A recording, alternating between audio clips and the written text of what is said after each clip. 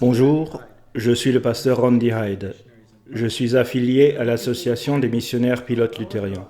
Je souhaite vous expliquer comment notre Dieu s'est incarné et a habité parmi nous. Le texte du sermon se trouve dans l'Évangile selon Jean, au 1er chapitre, à partir du 14e verset.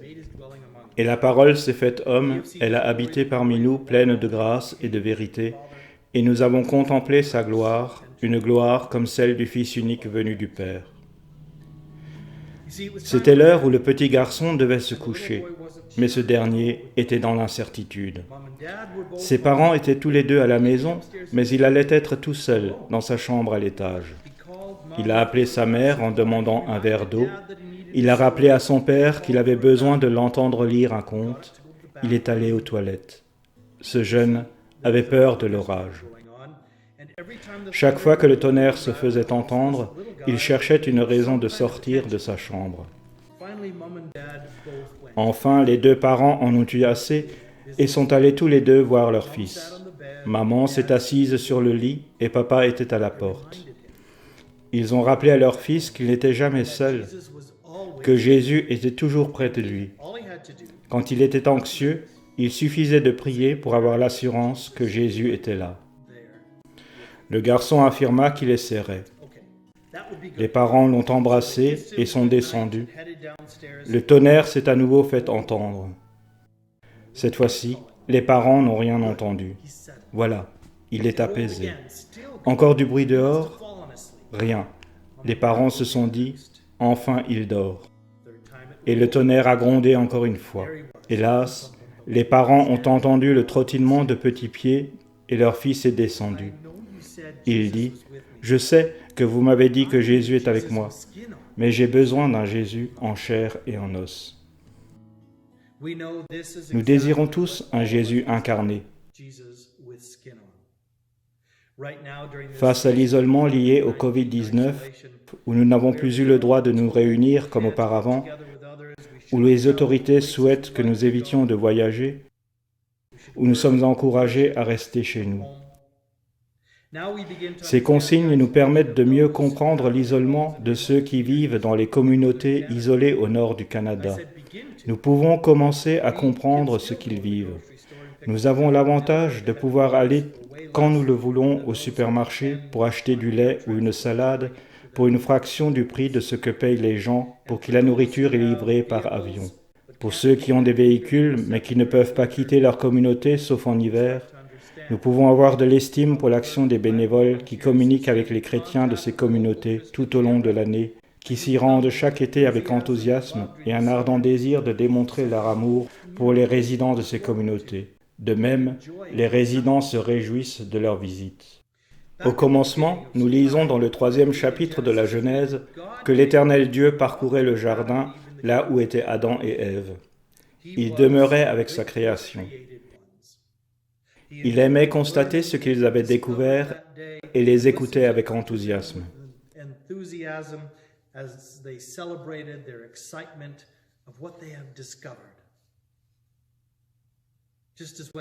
Pendant que mes 3 fils grandissaient, ils venaient nous dire à moi et à ma femme ce qu'ils découvraient.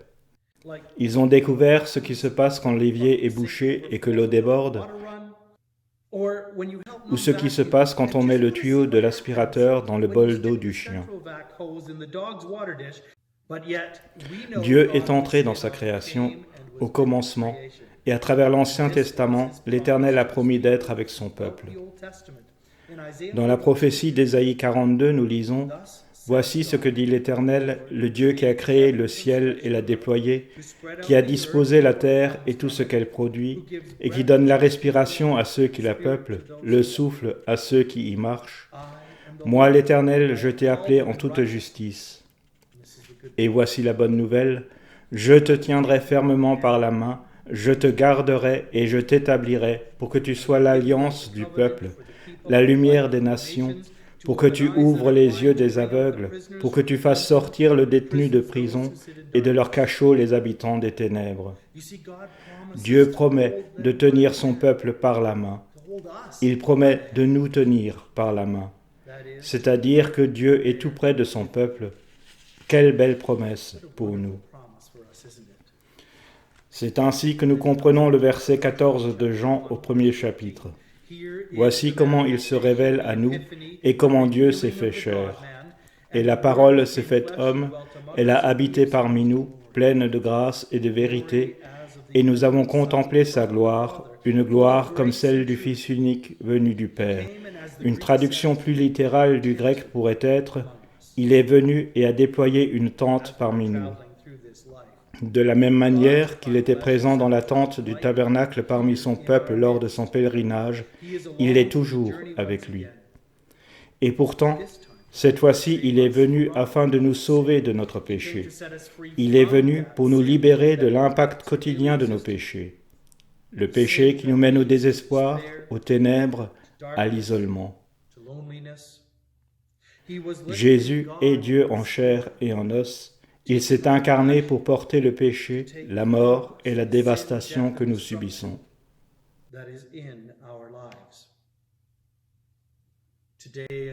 Comme a suggéré le garçon dans l'histoire que j'ai racontée, à cause de ce que Jésus fit pour nous, nous manifestons l'amour de Dieu les uns pour les autres. La première fois que j'ai voyagé vers le nord en hiver jusqu'à Cross Lake, Manitoba, une paroisse luthérienne de Billings, Montana, aux États-Unis, avait fait un partenariat avec cette communauté. Et depuis 12 ans, un groupe de paroissiens voyage chaque été pour y proposer une école biblique pendant les vacances scolaires. Ces 6 dernières années, un groupe de cette paroisse y retourne pendant les vacances de Noël.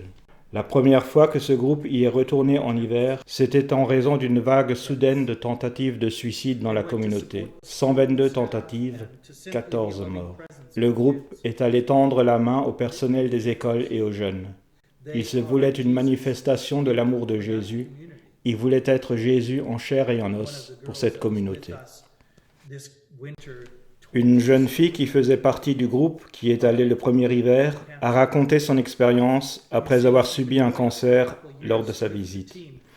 Elle visitait la communauté depuis quelques années, mais en été 2018, lorsqu'elle n'avait que 19 ans, elle apprit qu'elle allait être obligée de rester chez elle parce que ses médecins allaient la transférer dans les soins palliatifs, pensant qu'il ne lui restait plus qu'une semaine à vivre.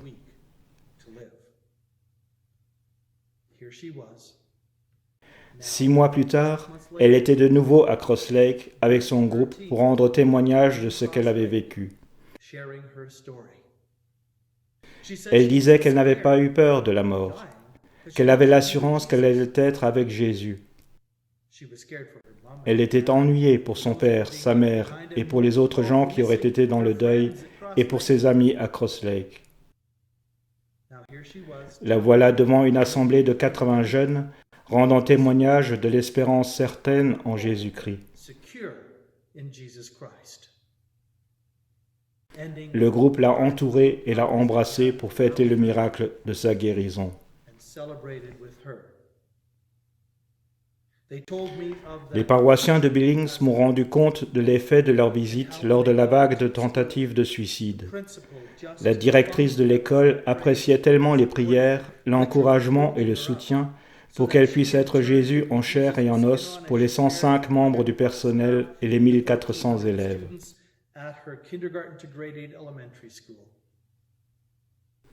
De la même manière que Rachel a pu être une manifestation de l'amour de Jésus, Jésus en chair et en os, pour les 80 jeunes, et eux pour elle. Quel témoignage merveilleux! Depuis que je suis devenu un pasteur pour l'association des missionnaires pilotes, j'ai pu constater la réaction des jeunes lorsqu'on leur manifeste l'amour de Dieu. L'été dernier, je faisais partie d'un groupe qui organisa une école biblique pendant les vacances scolaires. Quand j'expliquais la signification de la mort de Jésus et la bonne nouvelle de sa résurrection, j'ai demandé aux participants ce qu'il fallait faire pour aller au ciel. Voici quelques réponses: faire du bien, obéir à vos enseignants et à vos parents, prier, aider son prochain, etc. Chaque fois qu'on a donné une réponse où la personne expliquait ce qu'il fallait faire, je lui ai répondu « non ». Leurs yeux sont devenus tout grands et par leurs grimaces, il était évident qu'ils ne comprenaient pas. Ils se regardaient les uns les autres à la recherche de quelqu'un qui savait ce qu'il fallait faire. Enfin, je leur ai dit qu'ils n'avaient rien à faire. Leurs yeux sont devenus encore plus grands. Je leur ai dit que Jésus avait tout fait. Sur la croix, Jésus a pris sur lui-même tout ce qui nous sépare de Dieu. J'ai vu le résultat de l'espérance chrétienne. Chaque fois que quelqu'un leur disait jusqu'à quel point Jésus les aimait et ce qu'il a fait pour nous. Leurs sourires ont rendu évidente leur joie quand ils entendaient qu'ils allaient mener une nouvelle vie en action de grâce pour le pardon et le salut. En automne 2019, le pasteur Schollenberg a écrit un article pour le journal de notre synode, The Canadian Lutheran. Des membres de sa paroisse vont chaque année à Pelican Narrows. Un membre de sa paroisse a écrit une lettre au concierge de l'école où il proposait les écoles bibliques. Le concierge avait vu la manière dont leur groupe avait rendu service aux élèves et à la communauté et qu'il avait une nouvelle espérance. Dans sa lettre, le concierge a écrit « Que le Seigneur vous bénisse, toi et tes amis. Je me réjouis de ce qu'il y ait des personnes comme vous. Je fais davantage confiance aux autres, sachant qu'il y a des gens qui ne sont pas égoïstes. Si un jour j'ai plus d'argent que ce qui est nécessaire pour la survie, je m'engagerai à des actes de bienfaisance. Voilà l'effet de votre visite. Je veux que vous sachiez que vos efforts ne sont pas inutiles. » Nous lisons dans la première épître de Jean au 4e chapitre, « Bien-aimés, aimons-nous les uns les autres, car l'amour vient de Dieu, et toute personne qui aime est née de Dieu et connaît Dieu. Celui qui n'aime pas n'a pas connu Dieu, car Dieu est amour. Voici comment l'amour de Dieu s'est manifesté envers nous. Dieu a envoyé son Fils unique dans le monde, afin que par lui nous ayons la vie. Et cet amour consiste non pas dans le fait que nous avons aimé Dieu, mais dans le fait que lui nous a aimés et a envoyé son Fils comme victime expiatoire pour nos péchés. Jésus est devenu chair pour chacun de nous. Bien-aimés, si Dieu nous a aimés de cette manière, aimons-nous les uns les autres. Personne n'a jamais vu Dieu. Si nous nous aimons les uns les autres, Dieu demeure en nous et son amour est parfait en nous. Nous reconnaissons que nous demeurons en lui et qu'il demeure en nous, au fait qu'il nous a donné de son esprit. Et nous avons vu et nous attestons que le Père a envoyé le Fils comme sauveur du monde. Dieu s'est manifesté en Jésus. Certains peuvent dire que ce message est trop facile quand nous considérons le mal, les épreuves et les défis qui envahissent nos vies. Et pourtant, sachez bien ceci, c'est aussi simple que cela. Quant à nous, nous l'aimons parce qu'il nous a aimés le premier. Je me souviens d'une affiche sur laquelle une personne a posé la question « Jusqu'à quel point m'aimes-tu, Seigneur ?» Jésus a ouvert grand ses bras et il est mort. Nous ne pouvons qu'y aller. C'est mon privilège de manifester et rendre témoignage de l'amour de Jésus. Et même si tu ne peux pas y aller toi-même, tu peux soutenir l'activité missionnaire avec tes offrandes, tes prières et tes paroles d'encouragement pour ceux qui y vont. Cette année, nos visites et les écoles bibliques pendant les vacances scolaires ont été reportées. Mais nos groupes n'ont pas l'intention d'oublier ou de laisser tomber la communication avec ceux qui vivent dans des lieux insolites. Prie pour les 66 communautés au nord du Canada qui font face aux craintes de la pandémie.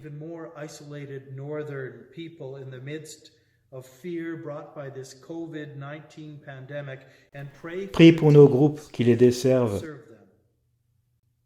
et pour le jour où nous pourrons y retourner, les tenir par la main, prier avec eux et confesser à nouveau notre foi avec eux. Veuillez donner à l'association des missionnaires pilotes pour que nous puissions en bénir d'autres. J'ai des frissons quand je médite l'énoncé de la mission de notre organisation. jusqu'aux extrémités de la terre. Nous espérons le jour où les nations marcheront ensemble dans la lumière de Christ. Je pense à l'Apocalypse de Saint Jean, quand il vit les fidèles rassemblés devant le trône de Dieu. Après cela, je regardais et je vis une foule immense que personne ne pouvait compter. C'étaient des hommes de toute nation, de toute tribu, de tout peuple et de toute langue. Ils se tenaient debout devant le trône et devant l'agneau, habillés de robes blanches, des feuilles de palmier à la main. Ils criaient d'une voix forte, « Le salut est à notre Dieu qui est assis sur le trône et à l'agneau. » Je répète, de toute nation, de toute tribu, de tout peuple et de toute langue. Grâce soit rendue à Dieu. Amen. Prions. Nous te rendons grâce, Seigneur, pour ton incarnation, de ce que tu m'as sauvé de mes péchés et de la mort éternelle que je mérite à cause de mon péché. Nous te louons en criant Alléluia pour l'espérance qui est la nôtre aujourd'hui, demain et pour toujours. Seigneur, que je te sois fidèle et que je sois une manifestation de ton amour, une source de réconfort et une source d'espérance pour autrui. Au nom de Jésus. Amen.